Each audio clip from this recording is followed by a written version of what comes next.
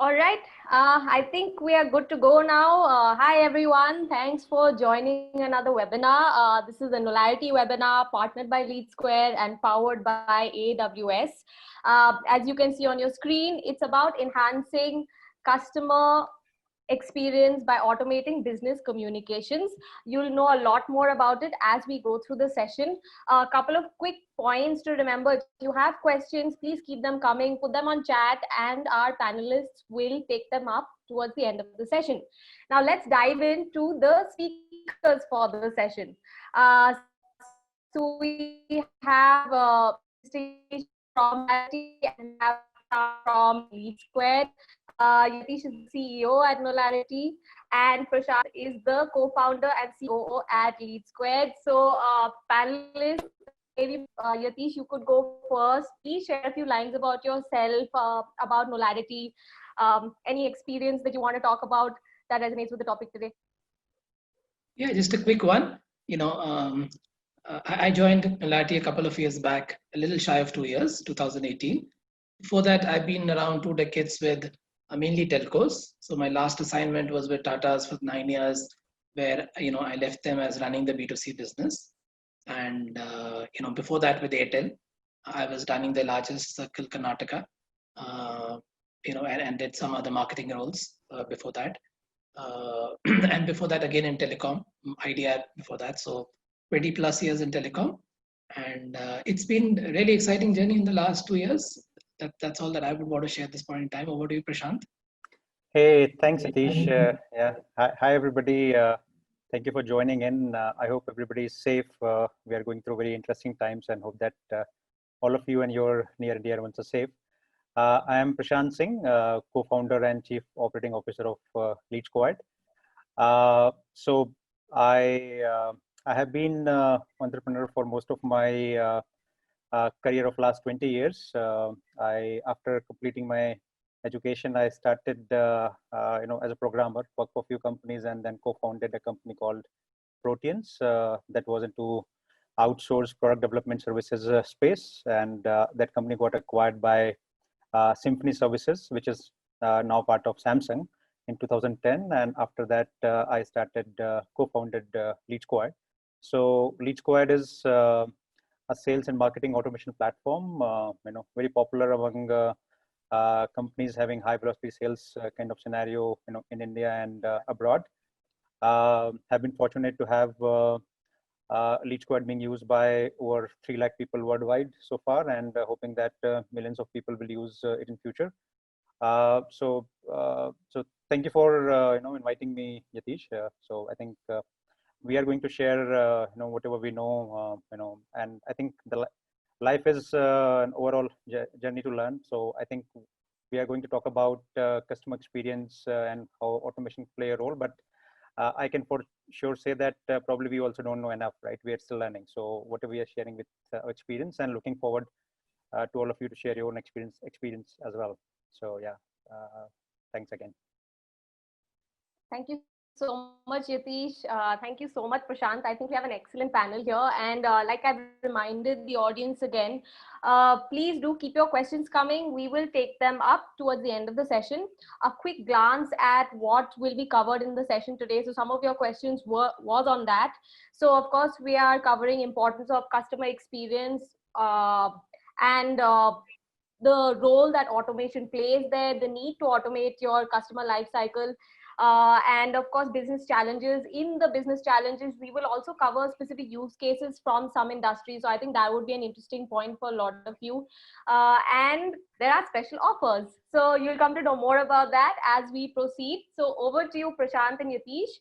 Please take the session forward. All right. So thanks, Shabani. So we will. I think it would be good if we can have questions coming in. So we would try to finish our presentation, in next 30 to 40 minutes, and the rest of the time we would like to spend on the question coming in.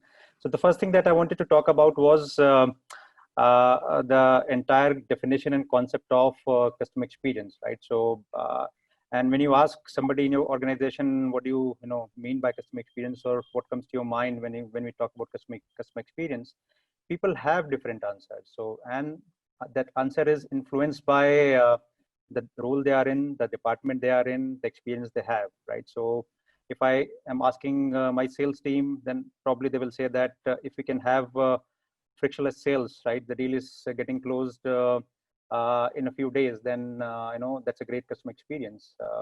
If I check with my marketing team, and Shivani is part of that, and probably she will say that engaging customers in a meaningful way on web and mobile and other channels, that's what customer experience is.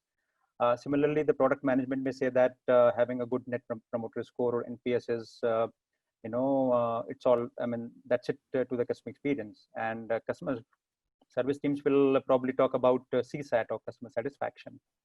Similarly, customer success teams may talk about the renewal rate, and they may also talk about upsell and cross-sell. They also may think about referrals and testimonials. So these are different dimensions of customer experience, and this is in a way akin to that old story of blind man and elephant. So people touching different parts of the body of elephant, and imagining that this is what elephant is, or this is all about the elephant. So that's how typically customer experience is understood in a typical organization, right? And mine and yours may not be different.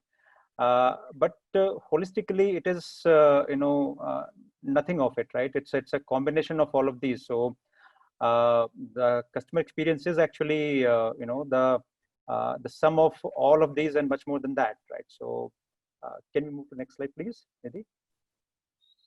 Yeah. So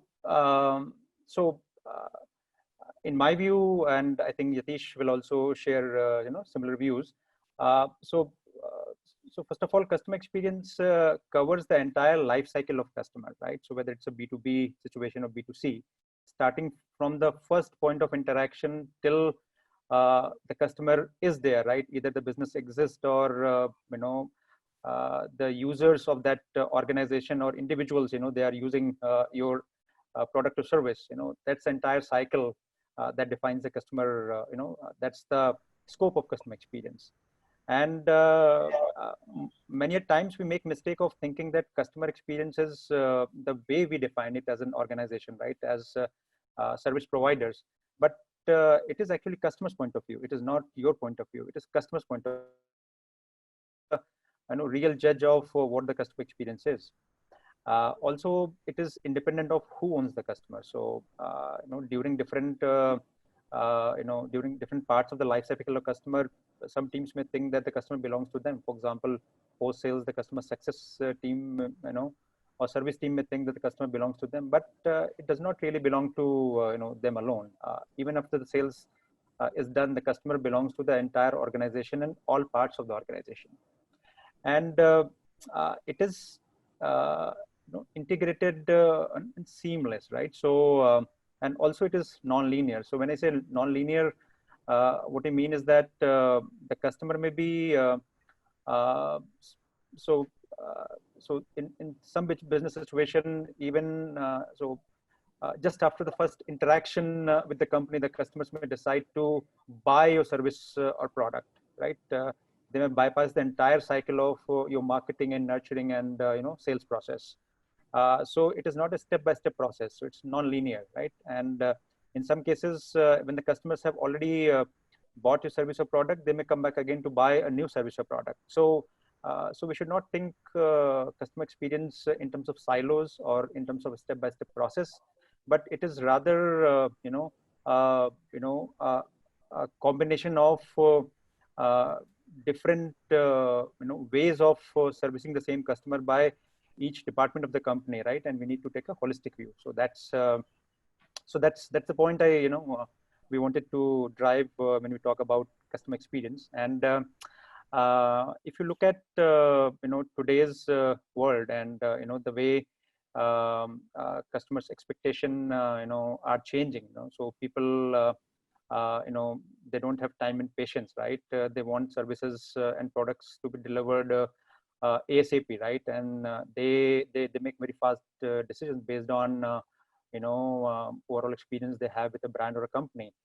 So automation, the role of automation is no more a question of why or if, right? I mean, the question that whether we should automate the journey of the customer in order to provide superior customer experience, I think that question does not exist anymore. It's already settled, right? People who decide not to automate or who are kind of ignoring automation, they are bound to fail. They are bound to eventually die. Those kind of companies are going to die. So automation is absolutely important, right? And so we don't want to talk about why of it, but rather we would talk about how we can automate parts of the customer journey so that we can provide the superior customer experience. So that's so we would be covering that in the coming slides.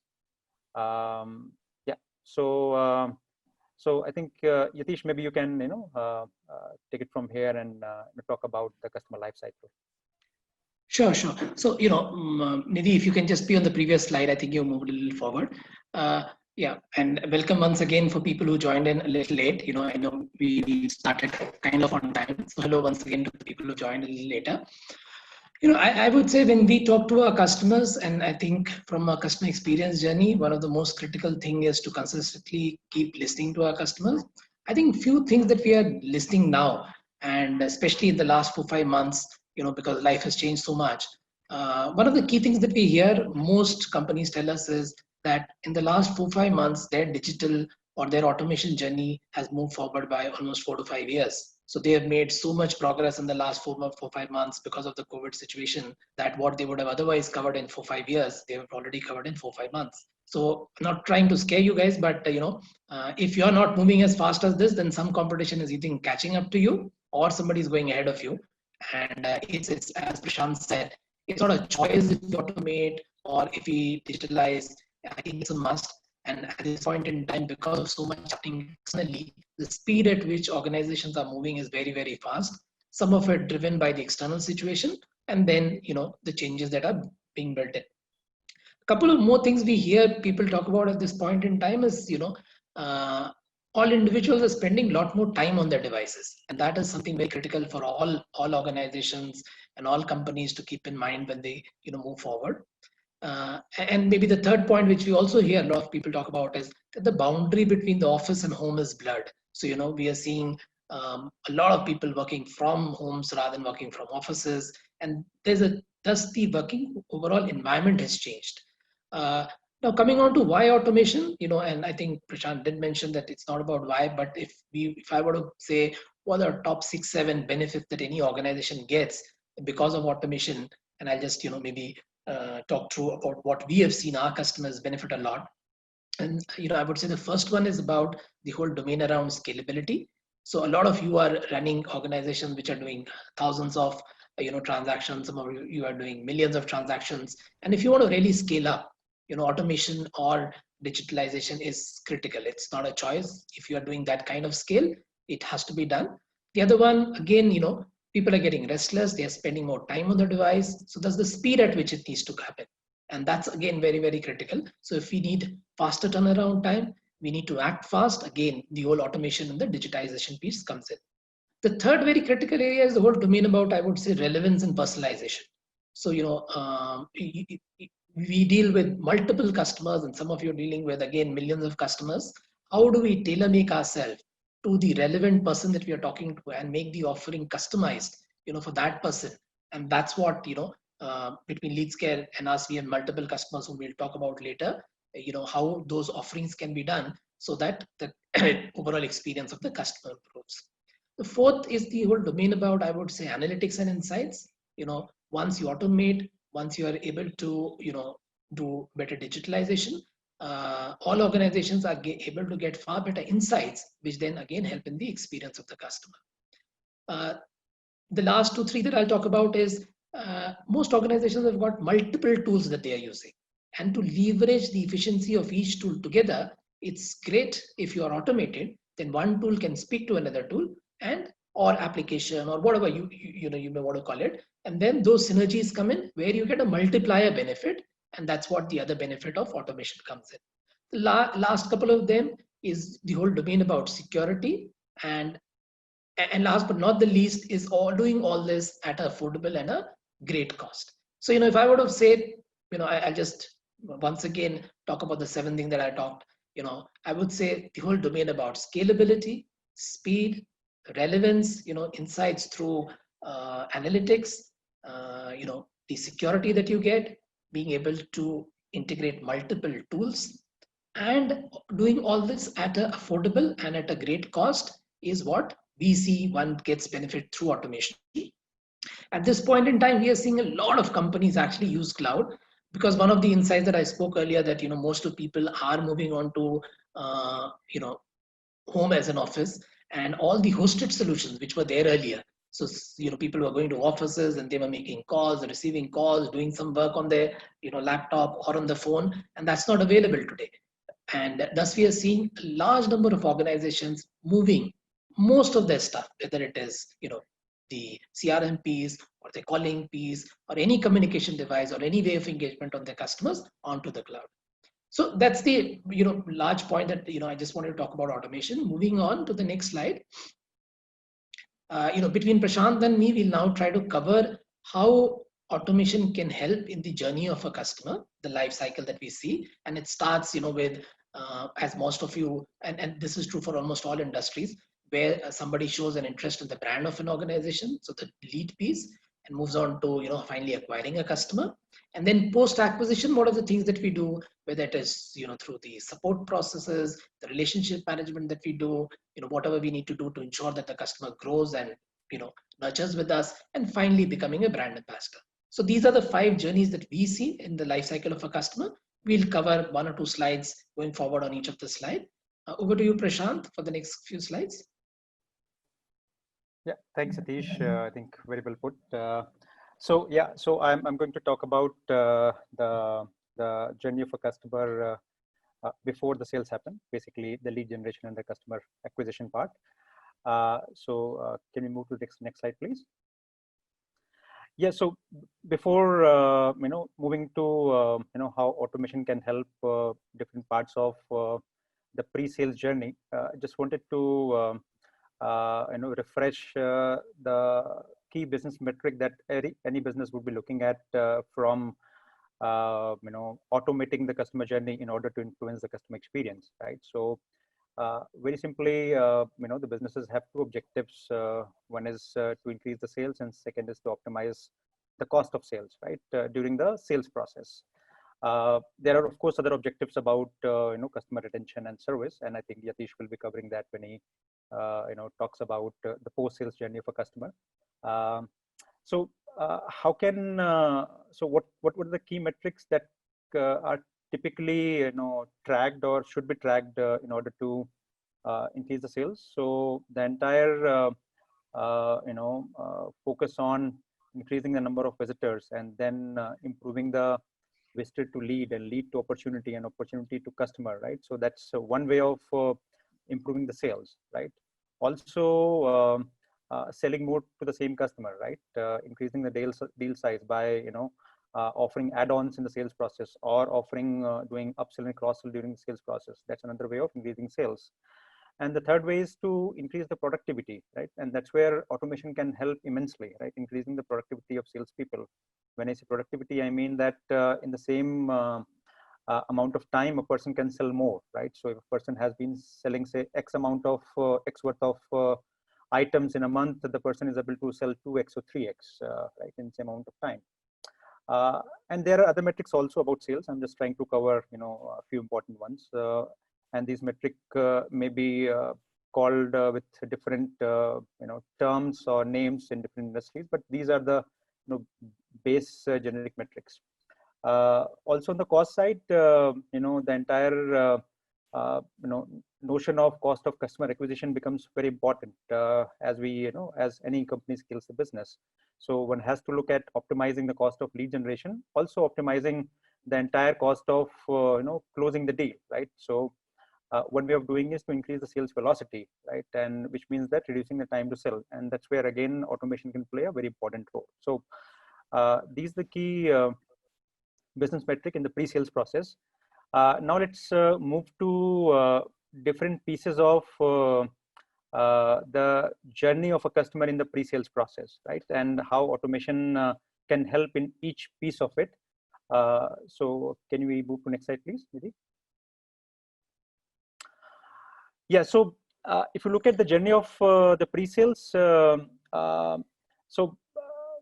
after you've spent tons of money on say ads, right, or creating good reputation on Google and search engines, so that your organic rank improves. After you've done all that and the traffic is coming in, it may be via ads, it may be via referral, right? The first and foremost thing that one needs to automate is lead capture.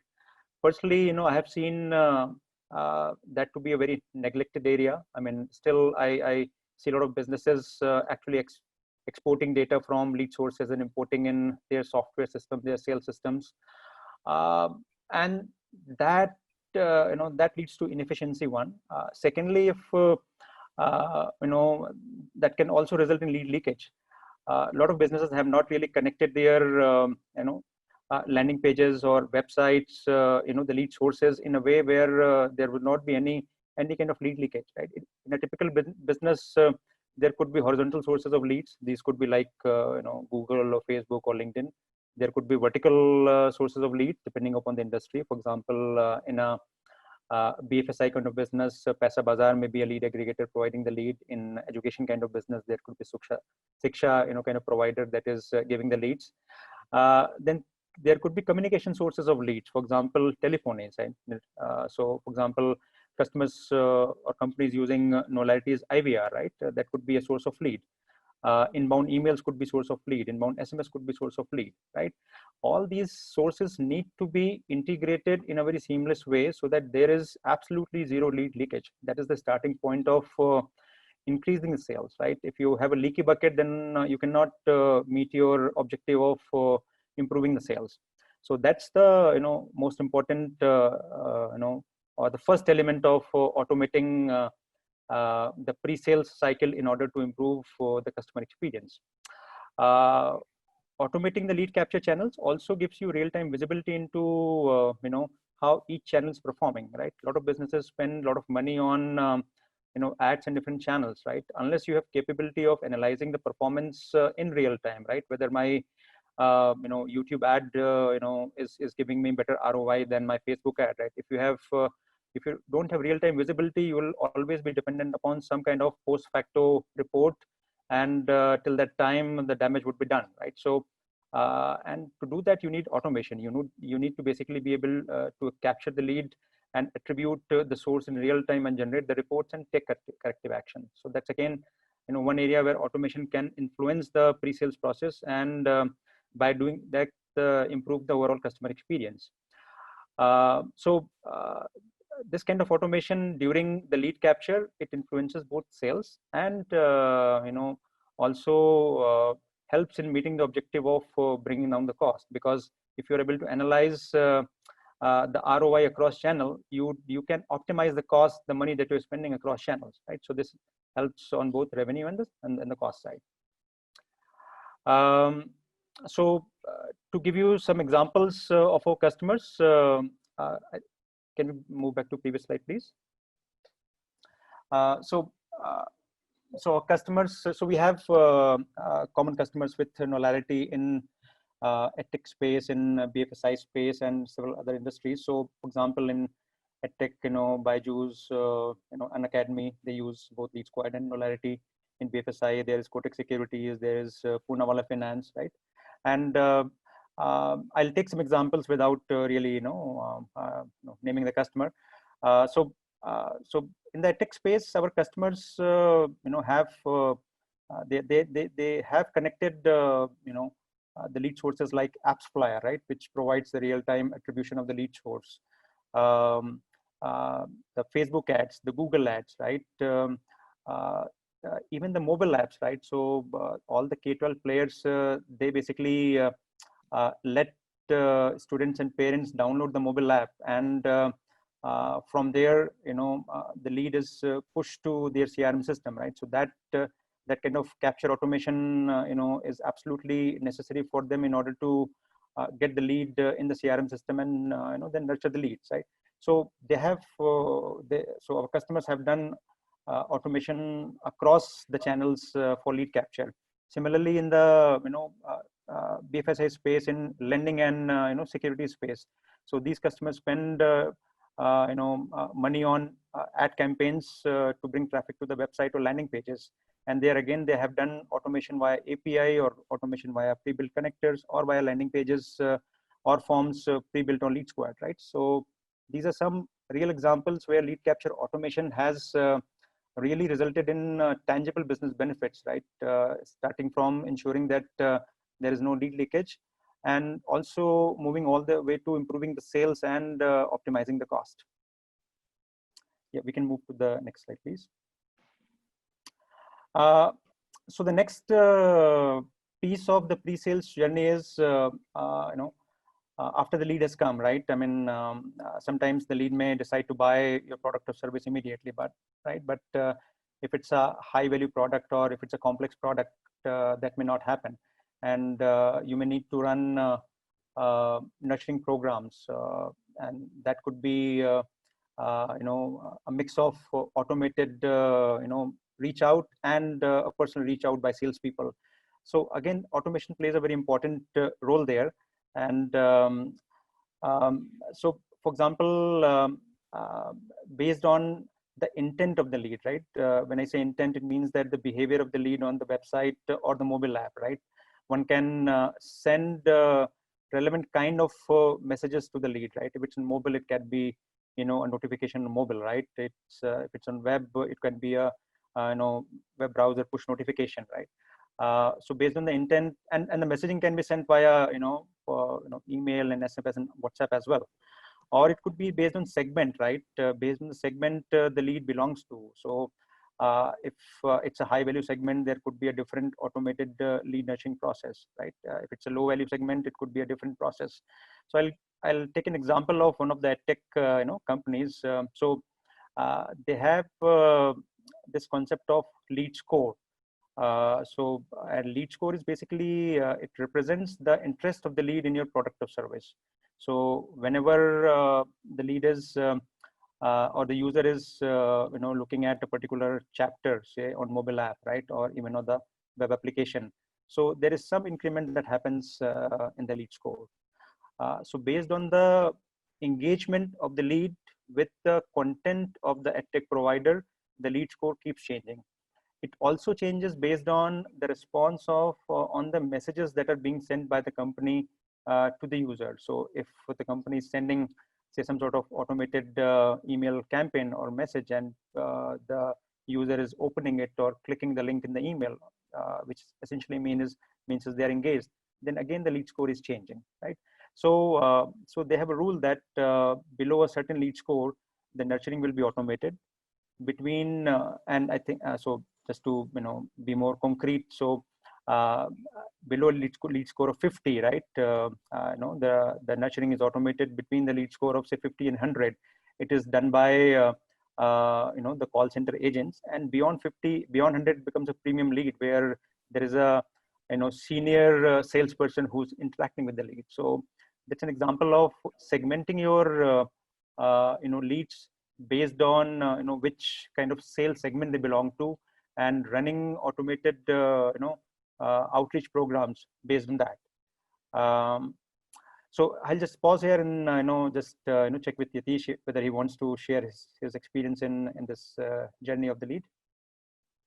Yeah, from a communication perspective, I would say that if you were doing this call maybe a few years back, we would be doing it over probably a video conferencing device, a hardware which is large, bulky. You buy it once and then you carry on using it for many years, and over a period of time it gets obsolete, and of course the inconvenience and the UI experience and all that. So we strongly believe that software is going to eat hardware, and this is true for all industries. Like Zoom has replaced all the video conferencing, and so do we feel that even in the domain of communication, there was an era where all companies would get PRI lines into their offices, would buy a dialer, would buy some CLIs, would find a way of engaging with their customer. All that is now moved onto the cloud, and we are seeing multiple companies benefiting through multiple sources by not having to put that capex, to have go through dedicated channels of buying say a PRI or a dialer or a particular way of connecting with the customer, and make it dynamic, make it scalable, make it reliable, have more relevance. And we've seen even small things, a customer chooses a specific CLI, and that improves the communication significantly. We've seen things like just adding more relevant stuff, making it a lot more relevant to the customer. And that is something which is, has added a lot more communication, that kind of automation. There's something we call as a sticky agent, that every time a customer calls in, the same agent speaks to the guy and the software manages it. So we've seen multiple domains in which, and the beauty about a software is that, whatever you can think, almost all of that can be evangelized on a software. So what we have seen a lot of organizations benefit through the communication domain is that they are moving in from a hosted to a cloud-based infrastructure where there's no capex, it's only opex. There's far higher reliability, scalability that they get. It's state of the art. It's not that you buy a device and then you're stuck with it forever. And all kinds of communication that you can think of, and I think Prashant gave some examples, and we have many examples in which customer experience improves by either through, as I said, a sticky agent, by a better CLI, by things like privacy. A lot of customers do not want the identity to be known to the agent, and the other way around also. So we can do all those kind of masking, and there are multiple solutions that can be done. But the key benefit is, any communication requirement which can be thought of can thus be managed through a software. And any kind of dialing requirement, 1:1, 1:many, in sequence, not in sequence, what kind of anything that the customer is looking forward to based on the insight. And yeah, of course, which is what I talked earlier, is the analytics helping them to make things more relevant and more juicy for the customer. So that's all that I have here. Over to Prashant for sure. Yeah. Thanks, Yatish, for your inputs. So I think the key here is to remember that the customer experience needs to be seamless. The customer does not really care whether the communication or the outreach is happening, say, from Leadsquared or Knowlarity, or for that matter, any other software, right? The message needs to be very seamless and integrated in the customer journey. It should not feel to be disconnected, right? So when a call is being made by a call center agent, right, that should not be disconnected with the experience the customer or the lead was so far having, by the marketing outreach. And to enable that, automation is absolutely important. Without automation and integration of software systems, providing seamless experiences is not possible. Even after doing integration, it becomes really difficult to provide seamless experience, right? Because integrations come with their own set of challenges. But it is very important to keep in mind that the customer experience, to ensure superior experience, we need to automate all parts and parcels of the outreach program, so that the message is precise, to the point, and seamless. Can we move to next slide, please? Right. So, say post outreach program where the customer might have been reached via automated messages, or calls, or even in some cases interaction by call center agents. In case of say B2B, and in case of B2C, where the product is high value, right, and or it may be complex. So to give an example of a high value product, and a professional learning product is high value. Taking a loan, home loan is a high value product, right? Taking insurance policy is a high value product. And in many cases, these are complex products. A professional course may not be very complex, but taking a loan is a complex product. Insurance policy is a complex product. Subscribing to a securities account, for example, deciding to open an account with ICICI Securities or SDFC or Kotak Securities, right? That's a decision that would not be taken without having interaction with salespeople. So that's where the sales automation of sales comes into picture to provide superior customer experience. And in case of high volume environment, and this is especially relevant for B2C businesses, when the volume of leads is very, very high, lead distribution is a big problem. When a business is receiving thousands of hundreds of thousands of leads every day, it is very difficult to manually assign the leads to the right individual. So it is important that lead distribution is rule-based, and those rules could be in form of, say, geography, or who's the salesperson in terms of performance. It could be based on load. It could be based on the quota of the salesperson or the target of the salesperson. It could be based on the preference of the lead. For example, one of our education customers, there the lead distribution happens based on the skill. So, for example, if the lead is interested in, say, IITJ kind of product, right, then it has to be assigned for it is to be assigned to salespeople who are experienced in coaching or counseling about IITJ, right? So we have customers in security space where the lead distribution happens based on PIN code or zip code, right? Because the salesperson may be required to visit the lead and complete the sales process. So there could be complex scenarios of distribution, and at a scale, automation is required in distribution in order to assign the lead to the right salesperson, and that will increase the probability of sales getting closed. So that's a significant problems we have seen that can be solved using automation. Similarly, lead qualification. So yeah, lead qualification. So we are on the right slide. Yeah. So qualification also is a big challenge, and qualification can mean different things for different businesses, right? So in case of a B2B business, a high quality lead would be somebody who's matching their ideal customer profile, not ICP.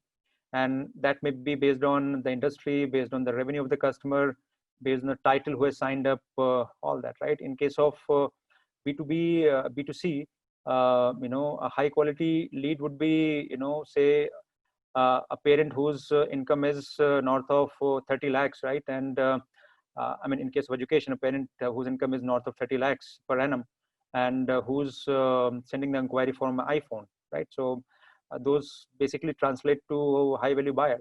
So so lead qualification again can be a very interesting and very complex problem to solve, and it is very difficult to identify high quality leads manually, without any kind of automation. So again, there a rule-based automation can play a very, very important role.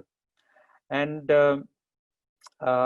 when salespeople are reaching out to these leads which are assigned to them in an automated manner and high quality leads, timely notification to salespeople and their managers about any changes in the lead status. For example, a salesperson is engaged in conversation with the lead, right? Or suppose I had a conversation today, and tomorrow while I'm working, the lead is visiting my product's website and looking at the pricing page. So that's a clear indicator to me that they are interested to buy my product or service. So those kind of intelligent notifications enable salespeople to close the deals faster, and they can and all these can be automated, using the right kind of software. And calling, especially automated calling or progressive calling, can play a very important role in closing the deals faster. So so taking the earlier example itself, if pricing, somebody is visiting the pricing page and I am the salesperson, a call can be initiated automatically using, so for example, Leadsquared is software and Knowlarity is the telephony software, right? A call can be automatically initiated using Knowlarity, and if I'm not available, the call can be routed to any available sales agent or call center agent. So so we're not letting the lead go out of the context and closing the deal then and there, and these things are possible only via automation. Also, something which is getting a lot of traction of late, can we go back to previous slide, Nidhi? Is what we call the next best action. So while salespeople are working on different kinds of leads, they might be working, in office, or they might be, in field in order to meet the prospective customers. Telling them what would be the next best action, based on the history of the lead and based on the interaction. So based on whatever telephonic conversations that have happened with the lead, based on all the email interaction that has happened, based on the engagement of the lead over the website, right? What kind of next action we can suggest to them so that the deal can be closed faster. So this again, it can be enabled by automation. So I think we can move to next slide. And then during pre-sales, if salespeople are aware about their own performance, their managers are aware about their performance, and if this performance can be captured automatically and delivered automatically, that gives a lot of data and insights in order to influence the overall customer experience. So as a salesperson, if I know that there are 100 leads which have not been contacted in the last 7 days, and I'm responsible, I'm going to do something about that, right? So this data and actionable insights can be enabled via automation. So so this is basically about how automation can influence the pre-sales cycle. And in the interest of time, I'll just pause here and let Yatish go through the next few slides before we talk about some examples of our customers and take up questions. Thanks a lot, Prashant. I think we are rushing a lot of time, so I'll also rush through the next few slides. I think a few questions I was seeing that people are asking is about that we're not talking about our products. So, the generic statement I want to make is whatever Prashant has said and whatever, theory that I'm talking about, we've got products for everything. So it's not that, we are not specifically trying to talk about our products. We're trying to talk about concepts, but all these things, whatever Prashant talked about, or, the examples that I've talked about, they're all available in our product. So that is there. And like, for example, he was talking in the last few slides about some of the common customers that we have, which is both Leadsquared and Knowlarity, say a Byju or an Academy or many more, and more about the, the lead management and the acquisition process that he was talking about. Quickly now rushing on to, the once the customer has been acquired, to improve the experience, we would cut it into probably 3 journeys of the customer: relationship management, customer retention, and brand advocacy. And I'll just quickly rush through what are the things that we have done together. And there are many more examples which could be independent also, but we'll run through some of the few cases which we have kind of handled together. So mostly in the journey, once the customer is acquired, the key objective of most organizations is to improve the lifetime value, which is by increasing the spend of the customer and increasing the life, which most industries would define as that by reducing churn and then upselling and cross-selling. And that would be and how do you do that at a very optimal cost? And all this can be done through automation by communication tools, by tools of Leadsquared. We will not specifically talk about tools, but we'll talk about concepts, and those tools, the tools which fit into those concepts are of course available with the organization. So here, quickly, the goals that most companies would be looking is to improve lifetime value through upselling, cross-selling, reducing churn rate, driving customer advocacy, and all that at the lowest cost. Yeah, so we've got a few customers in the life cycle of a customer that we also talk about. One of the examples that we right now talk about is Kotak Securities, and there are multiple both communication and Leadsquared examples that you can get on the value that a customer gets. I spoke about that some time back. Again, just at the cost of being repetitive, we do strongly believe that software will replace hardware. So there are organizations which are using PR lines coming to the office, or using dialers and using softwares, for example, doing disposition mappings and all that. We have some exciting products like Tentacle, which can greatly understand the disposition of a customer. And then, softwares which manage the whole communication requirement of a customer, whether the dialer requirement or PRI requirement. And that is done through multiple initial benefits that I talked about, which is doing it in a scalable way, in a reliable way. There are many things that the customer can benefit of, one of which is privacy. We have got solutions where you can mask the number from both the side, where the customer number is not known to the agent and the agent number is not known to the customer. Similarly, I earlier talked about, say, a sticky agent, which means the call goes to the same agent again, And thus, if the agent has to, every time, for example, if they're talking to a Kotak security guy, it's the same guy that goes to call into, and he knows your account, he understands what things have been bought, what are the transactions have been done. Similarly, the other way around also, if the call is going, it goes through the same CLI, and we have seen even simple things like having consistent CLI really improve the experience and the business performance of organizations. Not spending too much time, I'm sure you would have gone through the English here. Quickly, this is another domain that we have seen, huge interest of customers, which is the whole area about artificial intelligence. And some of the key things that we do in this domain are things like speech recognition, where we can convert the voice of a customer into a text. And a lot of companies are using it for marketing efficiency, for doing their compliance, by identifying keywords. So for example, your business process needs, you understand very well some keywords, which is, what the customer you want to say, or that's what the trigger for you is, for that process or for that experience.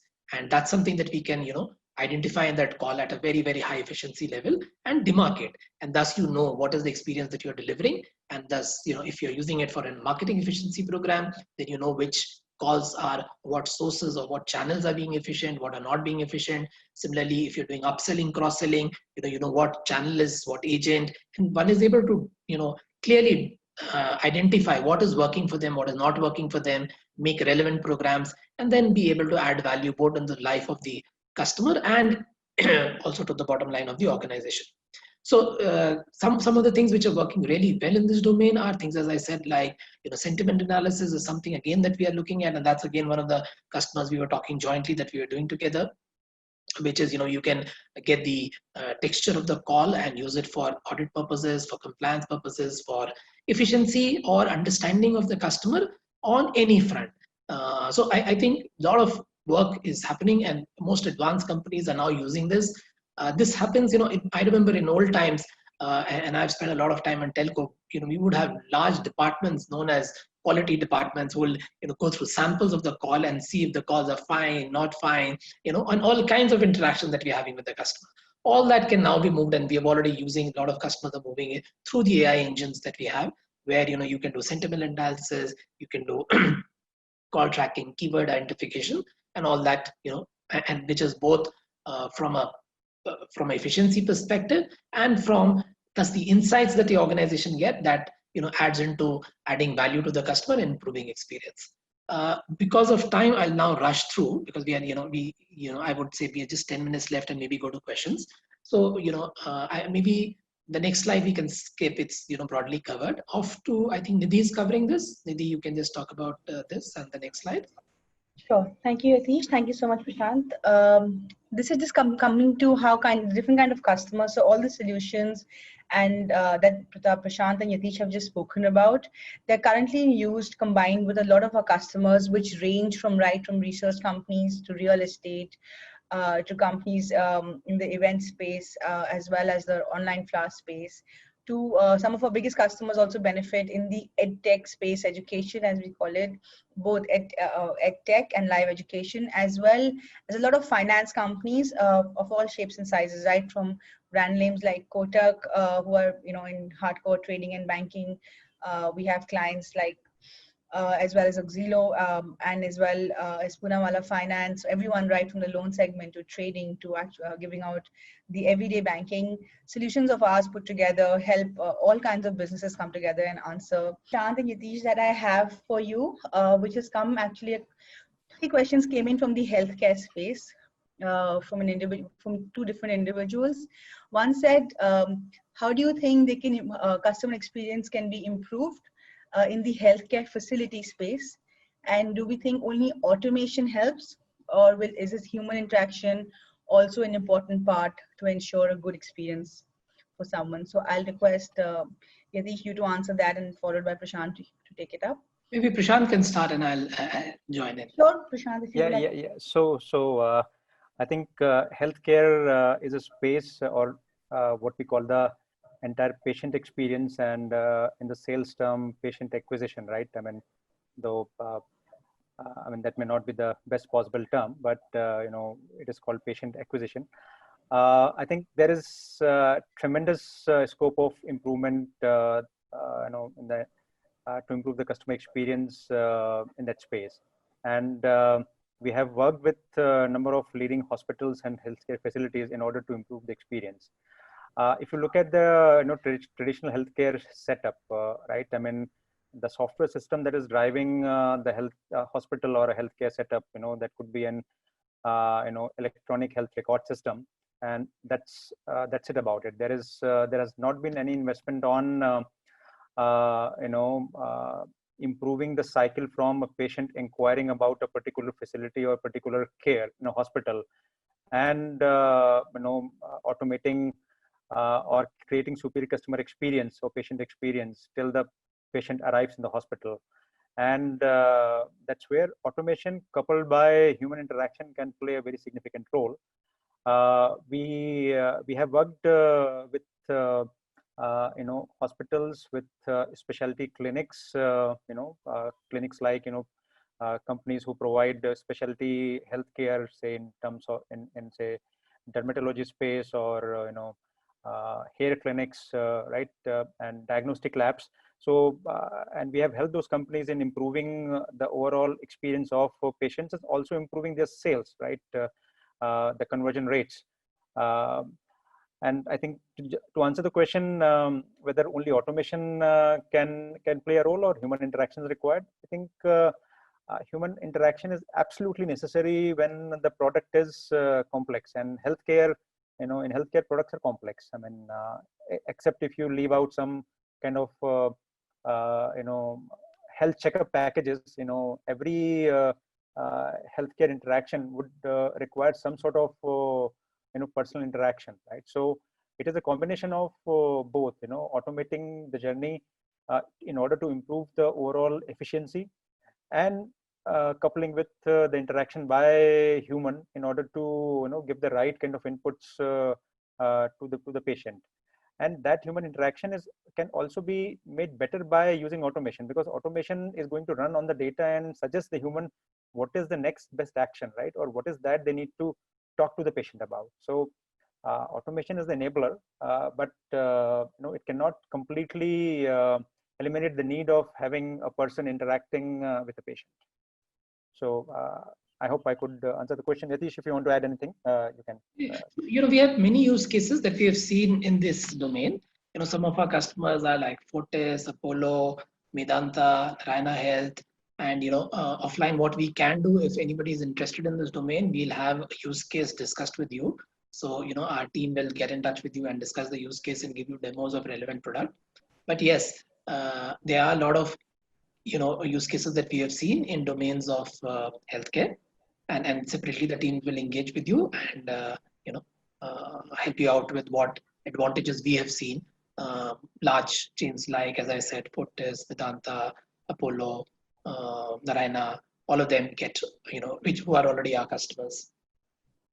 Sure. Yeah, I think, yeah, we can help certainly. Any other questions? Yes. Sure, we have a question that is mixed for both. That's for Prashant.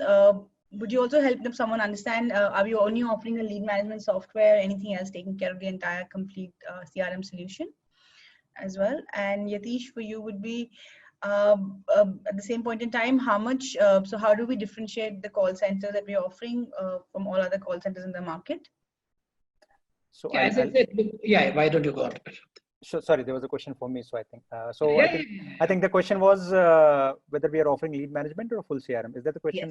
Yes. Yeah. Yes. So we are offering full sales CRM software. So we do not offer software beyond the sales cycle, for example, for customer service or order management. But we are the best in sales, right? So we automate the entire journey from lead capture to conversion to a paid customer. So it is not only lead management, but it is all the elements or all the tools that are required in order to close a lead, right? So coupled with marketing automation, coupled with intelligence. So we provide all the tool set that is required to automate the entire sales cycle from the point the interaction starts. So it's a full sales CRM software. Yeah. Yatish, over to you. Yeah. So there was a different question and I got confused because it came in later just because of reasons. It was No at the worries. top of my mind. So, you know, I think somebody asked Nidhi that how are we different from somebody else in the market? It's very difficult to say, you know, why are we different or not? But, you know, I would say a great brand is you know, any brand that is consistent to its promise. So every brand has to make a promise saying this is what I appeal for and this is who I am, and then deliver that. What we deliver is a scalable, reliable, large solution, and what customers can trust. We've got more than 6,000 enterprises running on us right now. We do more than 10 million calls a day, and we have one of the leading cutting edge technologies that we are working on. So what we would say is, and of course, you know, I think I guess most of the people who are listening right now are in India, though I heard somebody talk about Saudi Arabia. Yes, we are very much there in Saudi Arabia also. We have a data center out there also. Given the regulatory scenario, you have to have a physical data center, and we have a physical data center, not just on cloud. So how we are different is we are on cloud. You don't have to, you know, as I said, no CapEx, only OpEx solution, the best of technology at any point in time. You know, we are scalable and reliable. We are, I would say, very, very different from what we feel are the hosted solutions, where if you are taking a call, say I'm sitting in Bangalore, Prashant is in Bangalore, and if the wire that comes into my house has got a fiber card, then I'm just, you know, I've got a problem. But if you're on cloud, I can take the call from Mumbai, I can take the call from Chennai, I can take the call from, you know, Delhi, and it never happens that the customer goes down. So yeah, so I think why we are better, you know, I would say we deliver to the brand promise that we make, and thus the experience is consistent to the promise, and that's something we feel we are really proud about. And then be able to give, you know, a consistent and a reliable solution to large enterprises and and of course mid-market and small enterprises also. So that's what I would say, you know, that how we are different from anybody else. I guess time is now done, Nidhi. Yes, yeah, that's what I was going to say, guys. So we are short of time now. Any other questions that we have, we will respond to you over email, or we can kind of take them off later. Thank you so much, Prashant and Yatish, for taking our time, and thank you so much for attending, everyone. We had more than 120 participants live at all points in time. Thank you for taking our time in the middle of a working day and being part of this. That's all for today, and look forward to having you all with us sometime soon again. Thank you all. Thanks. Stay safe. Thanks. Thanks everyone, and thanks Prashant for joining us in this, and Thanks, your team. Thank you so much. Thank you. Thanks, Nidhi. Thanks, Shubhani. Thank you.